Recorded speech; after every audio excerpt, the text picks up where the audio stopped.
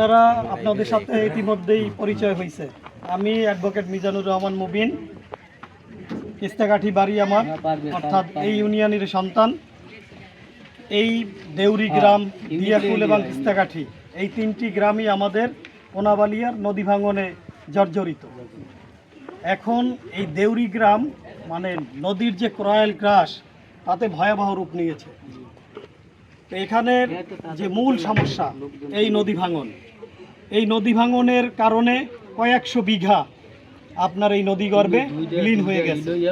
এই অঞ্চলের এই গ্রামের মানুষের একমাত্র জীবিকার উৎস এই জমি থেকে কৃষি, গবাদি পশু পালন, তার মাধ্যমেই।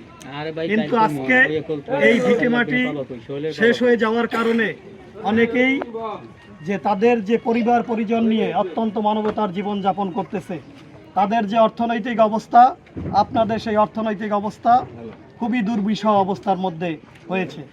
আমরা ছোট সময় দেখেছি দেউরি গ্রাম অত্যন্ত সমৃদ্ধশালী গ্রাম ছিল, কিন্তু আজকে সেটি নেই এই নদী ভাঙনের জন্য।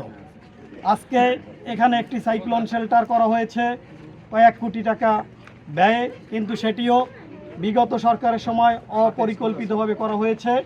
এবং সেখানে এই সাইক্লোন শেল্টারের পূর্বে যেখানে একটা বেড়িবাঁধ এবং ব্লক ফালিয়ে তারপরে যে এটি করার কথা ছিল সেটি করা হয়নি। সেটি হলো উন্নয়নের নামে আসলে লুটপাট করা হয়েছে, যার দ্বারা এই অঞ্চলের কোনো মানুষের কোনো উপকার কিন্তু হয়নি। এই সাইক্লোন সেন্টার দিয়ে কি আপনাদের কোনো উপকার হইতেছে? কোনো উপকার হইতেছে না, কারণ অপরিকল্পিত এই উন্নয়ন। এখন যেটা হলো আপনাদের যে প্রাণের দাবি এই নদী ভাঙন, এটাকে প্রতিহত অর্থাৎ এটাকে প্রতিরোধ করা। যদি এই নদী ভাঙন প্রতিরোধ করা না হয় তাহলে এই কোনাবালিয়ার মানচিত্র থেকে কোনাবালিয়া যে দেউরি যে একটা বড় গ্রাম সেটার অস্তিত্বই থাকবে না, এরকম একটা অবস্থায় উপনীত হয়েছে। আপনারা ইতিমধ্যেই শুনেছেন আজকে এই যে কিস্তাকাঠি এবং দিয়াকুলের ভাঙন প্রতিরোধের জন্য পানি উন্নয়ন বোর্ড থেকে আপনার যে জিও ব্যাগ এবং ব্লক ফালানোর কর্মসূচি আমাদের মাননীয় প্রধানমন্ত্রীর স্বাস্থ্য বিষয়ক বিশেষ সহকারী আমাদের তারেক রহমানের যে স্বাস্থ্য বিষয়ক বিশেষ সহকারী এবং যে তার বিএনপির চেয়ারপারসনের উপদেষ্টা ডক্টর জিয়াউদ্দিন হায়দার স্বপন ভাই, তিনি সেটি উদ্বোধন করেছেন। এবং সেখানে আমাদের জেলা পরিষদের প্রশাসক, ঝালকাঠি জেলা বিএনপির সম্মানিত সদস্য সচিব অ্যাডভোকেট শাহাদাত হোসেন তিনি উপস্থিত ছিলেন। সেখানে বসেই কথা হয়েছে এবং আপনাদের এই ভাঙনের বিষয়টি প্রধান অতিথি ডিসি মহোদয় ছিল এবং পানি উন্নয়ন বোর্ডের কর্মকর্তারা ছিল। তাদের কাছেই সেটা তুলে ধরা হয়েছে যে দেউরি গ্রামটি নদীগর্ভে বিলীন হয়ে যাচ্ছে, ওই প্রকল্পের সাথে যাতে এই প্রকল্পটিকে এক্সটেনশন করে বর্ধিত করে এই ভাঙন প্রতিরোধ করা হয়। সেখানে কথা দিয়েছে যে এই ভাঙন প্রতিরোধের জন্য কাজ করবে।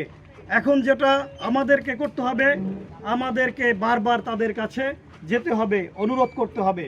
আমি আপনাদেরকে কথা দিচ্ছি, পানি উন্নয়ন বোর্ড, জেলা পরিষদ প্রশাসক, আমাদের সম্মানিত প্রতিমন্ত্রীর পদমর্যাদায় ডাক্তার জিয়াউদ্দিন হায়দার স্বপন ভাই এবং আমাদের এই আসনের মাননীয় সংসদ সদস্য এবং আমাদের আরও একজন সংসদ সদস্য সংরক্ষিত আসনের, এই দুইজন যে সংসদ সদস্য রয়েছে তাদেরকেও আমরা এই নদী ভাঙনের ভয়াবহতা এবং এখানকার সচিত্র যে প্রতিবেদন এটা আমরা তাদের কাছে পৌঁছে দেব, যাতে অতি দ্রুত এইখানে এই বেড়িবাঁধ, ব্লক ফেলিয়ে বা জিও ব্যাগ ফেলে এই নদী ভাঙন প্রতিরোধ করা হয়। এই নদী ভাঙন প্রতিরোধের মাধ্যমে আমাদের এই অঞ্চলের কৃষি, এই অঞ্চলের মানুষের ঘরবাড়ি এবং যে অবকাঠামো আছে সরকারি সেগুলো যাতে রক্ষা করা যায় সে ব্যাপারে আমরা কাজ করব। আপনাদের সাথে কাজ করবে আমাদের ইউনিয়ন বিএনপি এবং অঙ্গ সংগঠন এবং আমাদের যে আরও সামাজিক সংগঠন রয়েছে তারা কাজ করবে। আজকে এখানে আমি ধন্যবাদ দেব কুদ্দুস ভাইকে, তিনিও এখানে আপনাদের সাথে যোগাযোগ করেছেন এবং এখানে আপনারা যারা স্বতঃস্ফূর্তভাবে অংশগ্রহণ করেছেন এই অঞ্চলের এই গ্রামের মানুষজন। আমি আপনাদের সাথে গত সপ্তাহে কথা দিয়েছিলাম যে আমরা আগামী সপ্তাহে আপনাদেরকে নিয়ে একটি মানববন্ধন করব। আপনাদের সেই কথা দেয়া অনুযায়ী আজকে এখানে এসেছি, আপনাদের সাথে এই মানববন্ধনে মিলিত হয়েছি এবং এটি পেপার, পত্রিকা, ইলেকট্রনিক্স মিডিয়ার মাধ্যমে সরকারের যথাযথ দপ্তরে যাতে পৌঁছে সেই ব্যবস্থা করব ইনশাল্লাহ। সবসময় এই আন্দোলনে আপনাদেরকে পাশে থাকতে হবে, কারণ আমরা যদি কিছু চাই সেই চাওয়ার জন্য আমাদেরকে তো কষ্ট করতে হবে। আপনারা যদি সেই কষ্ট করতে রাজি থাকেন। আপনাদের পাশে আমি সবসময় আছি, থাকবো। যে কোনো প্রয়োজনে এই নদী ভাঙন ছাড়াও অন্য যে কোনো সামাজিক, অর্থনৈতিক বা অন্য কোনো সমস্যা সংক্রান্ত বিষয়ে আপনারা যখনই আমাকে ডাকবেন, আপনাদের পাশে আমাকে পাবেন। সেখানে দিন রাত্র নাই।